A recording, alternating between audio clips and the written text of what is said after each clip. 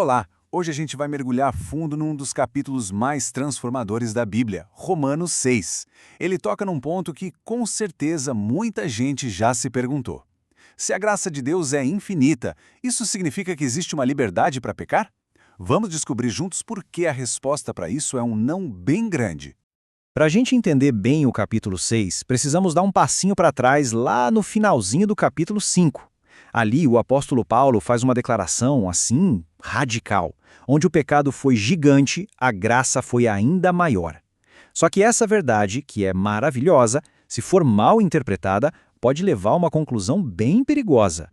E aqui está a pergunta, direta, provocativa, que Paulo já imaginava que iam fazer. Então, devemos continuar no pecado para que a graça aumente? Parece até fazer sentido, né? Se mais pecado atrai mais graça, por que parar? É exatamente essa lógica perigosa que o capítulo 6 vai desconstruir. Paulo nos mostra que essa pergunta, apesar de parecer lógica por fora, na verdade revela uma falta de entendimento profundo sobre o que a salvação realmente é. Não se trata só de perdão, é sobre transformação.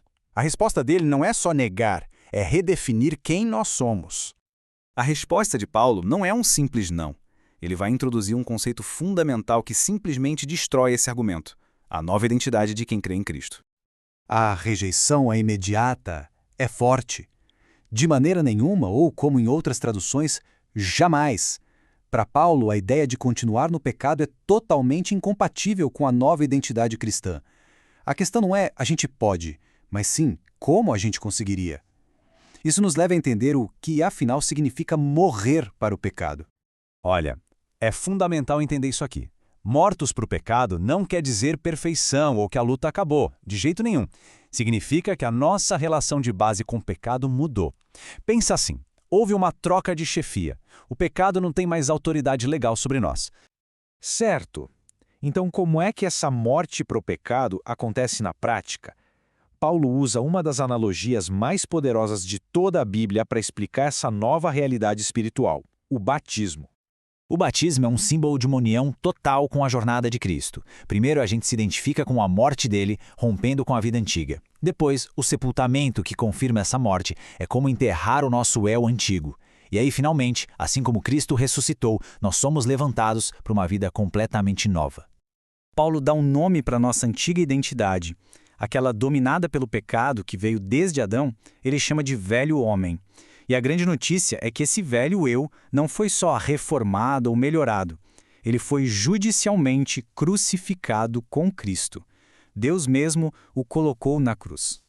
E para que tudo isso? O objetivo é super prático. Essa união com Cristo quebra o poder do pecado. O nosso corpo, que antes era como uma ferramenta para o pecado, é neutralizado. E o resultado? Liberdade de verdade. Nós não somos mais, por definição, escravos do pecado. E aqui vem a aplicação prática. A vitória começa na nossa mente. O mandamento não é morram para o pecado, mas sim considerem-se, pensem em si mesmos como já mortos. É um ato de fé. É alinhar o nosso pensamento com a verdade espiritual do que já aconteceu em Cristo. A partir daqui, Paulo usa outra metáfora muito forte para aprofundar o ponto dele: a da escravidão. A ideia central é que não existe um meio termo espiritual. Todo mundo serve a um mestre. A única questão é qual deles. A comparação é bem direta. Antes, o nosso corpo, nossas habilidades, tudo o que a gente era oferecido ao pecado como ferramenta. Agora, livres, o chamado é para nos apresentarmos a um novo mestre, a Deus, e usar tudo o que somos como instrumentos para a justiça.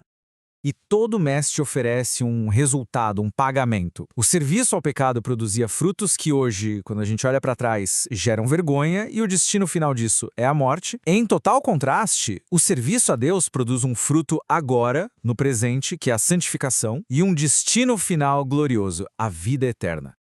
Basicamente, o resumo de tudo pode ser visto como um antes e depois radical. Antes, o mestre era o pecado, o fruto era a vergonha, e o fim, a morte. Agora, o mestre é Deus, o fruto é a santidade e o destino é a vida eterna. É uma mudança completa de sistema.